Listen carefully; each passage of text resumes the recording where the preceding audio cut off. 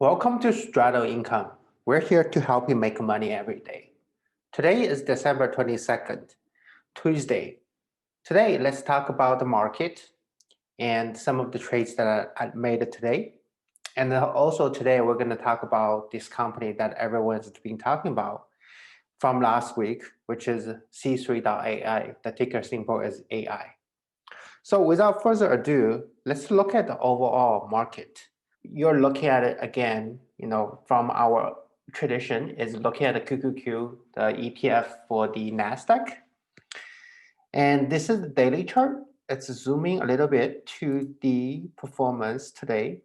As you can see that the QQQ actually is still staying above the 18-day moving average, which is a good sign. I think yesterday there was a drop, but then today I kind of rebounded. But if you take a close look at the hourly chart, you will be surprised to find out. So again, here starting from Tuesday, this is when the market opened. It opened really strong, but then during the middle of the day, because around 11:30 Eastern Coast time, the market actually pierced through that 18-day moving average. I think there was news about the coronavirus, the second strain in the UK and all the lockdown, and then there's a CDC statements. So the market actually tanked a little bit, pierced through the 18-day moving average, then it quickly rebounded. Now let's look at SPY. So similarly for SPY, let's blow that up a little bit. And let's change that to put in the center. So you can see SPY again today. It's very similar to what QQQ has done. SPY, it also pierced through the 18-day moving average. It actually started a little bit earlier, as you can see, because of the company structures. Structured in the SPY is different than those structured in the NASDAQ, where NASDAQ is mostly technology company and SPY is a combination of tech and non-tech. So NASDAQ was more resilient. So it actually dropped a little bit, piercing through that 18-day moving average. Then it kind of went downhill a little bit.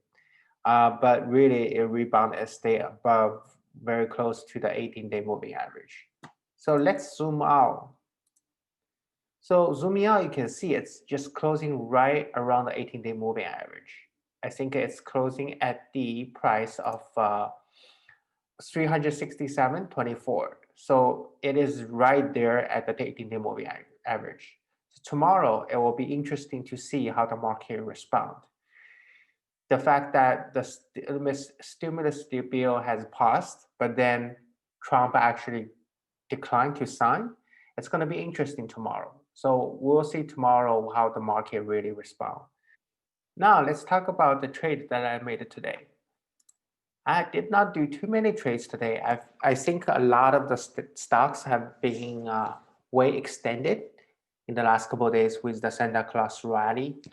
So I didn't want to chase those stocks, and my trade today is very limited. First of all, I closed my Apple weekly.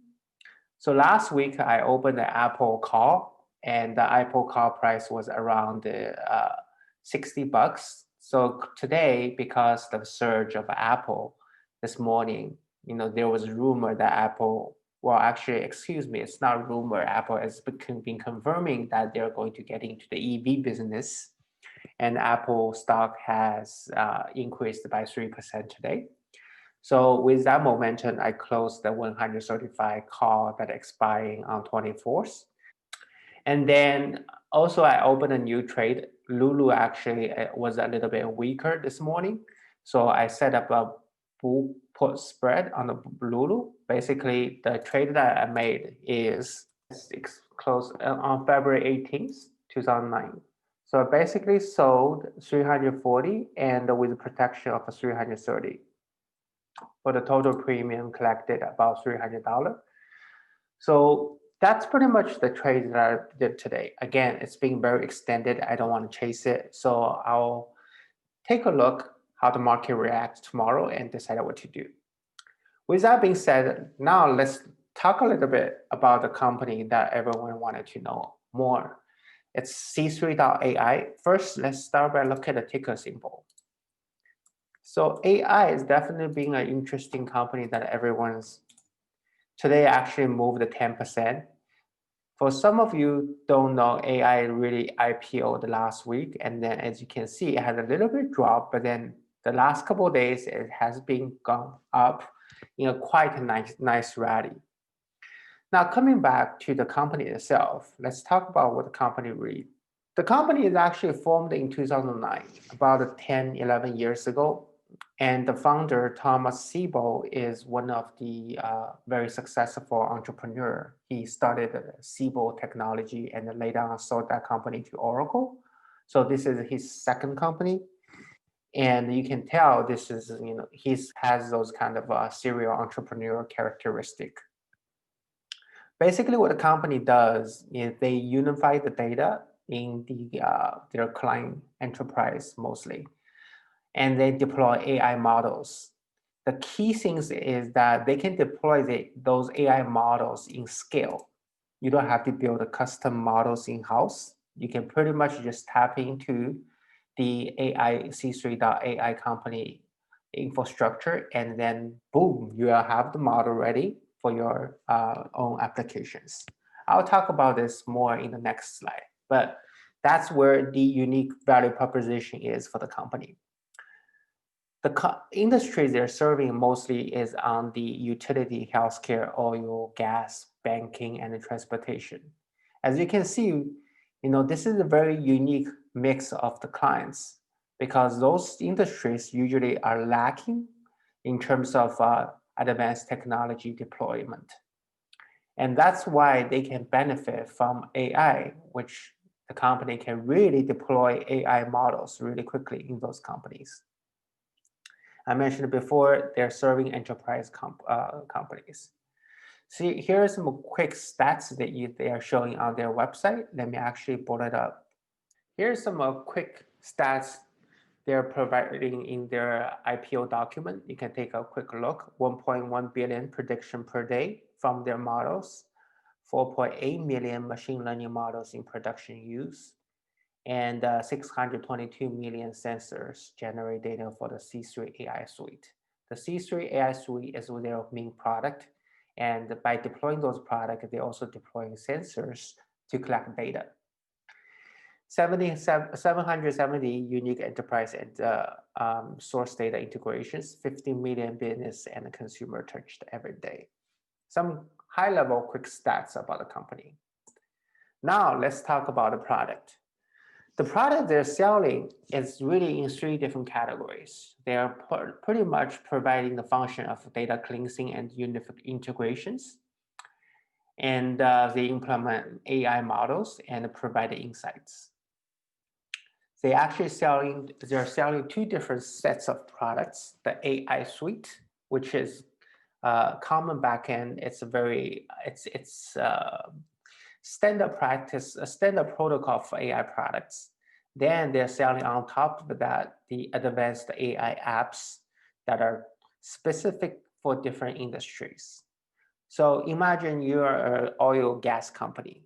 You can buy the AI suite, which is that suite of product that banking companies are buying, hospital companies are buying.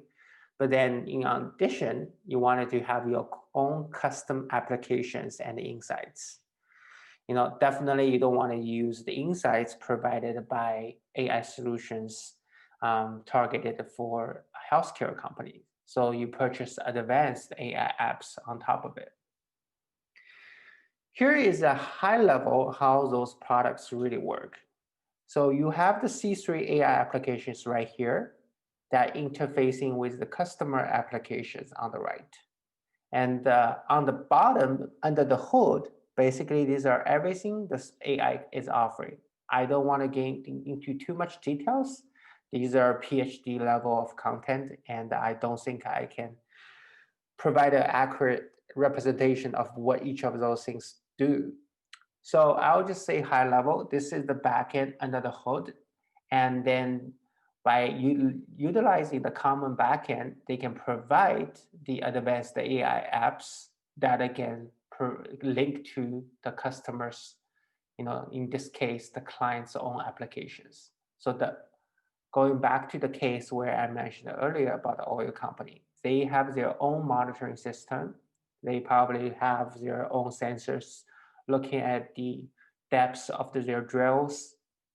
They have their sensors looking at the transportation of oils, but those are custom built applications. While they tap into AI to provide those kind of machine learning insights, they can understand, hey, am I drilling too far into the earth, or is there any risk of transporting my gas, so on and so forth. By the way, I'm totally making those up. I just want to make sure I want to give you examples so you understand what the applications does and how the product really serves the clients. In terms of the revenue, high level performance, again, they started 2009, but then from the chart right here, you're pretty much seeing from fiscal year 2017. When in 2017, they had about 33 million, and then they doubled the revenue. And again, they increased about 48% year-over-year growth on FY19 and 71% on the FY20.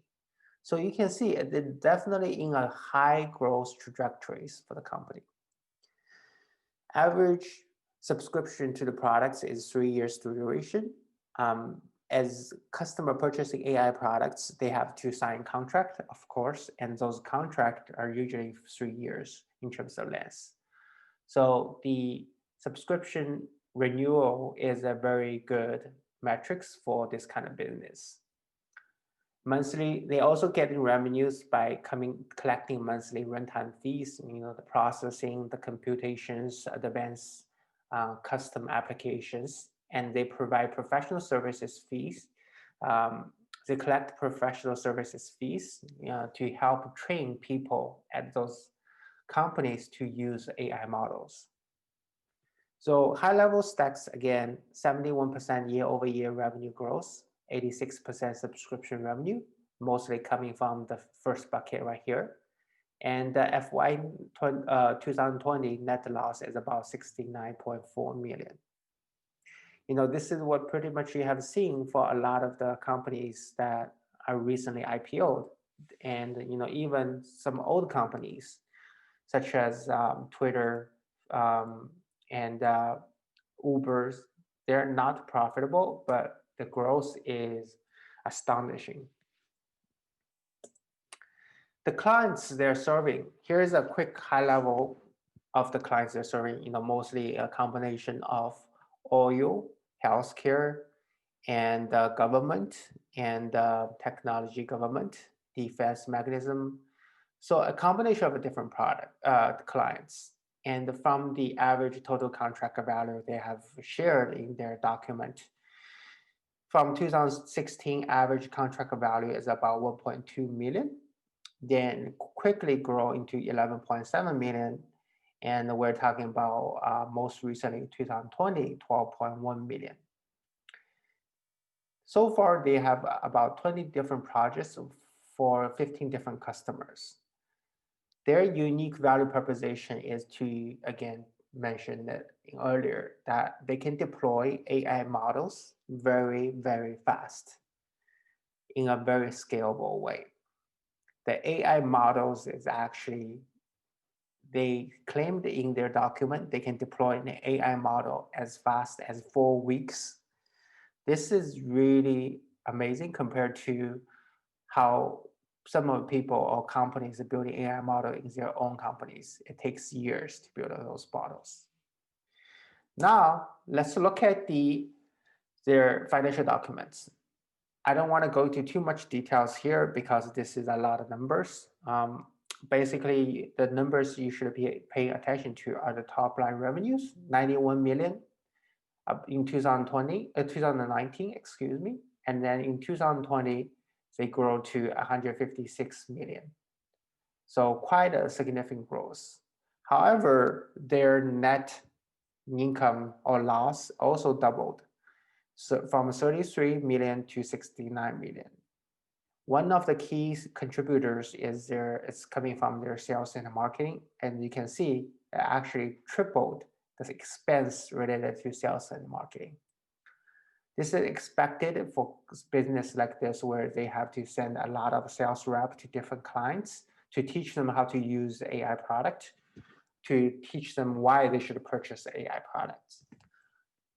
So with that being said, I hope this information is useful and helpful. If you like it, make sure you click the subscribe button and turn the notification on. This will really help me to provide more contents like this for everyone. And with that being said, happy holidays, and I will see you next time.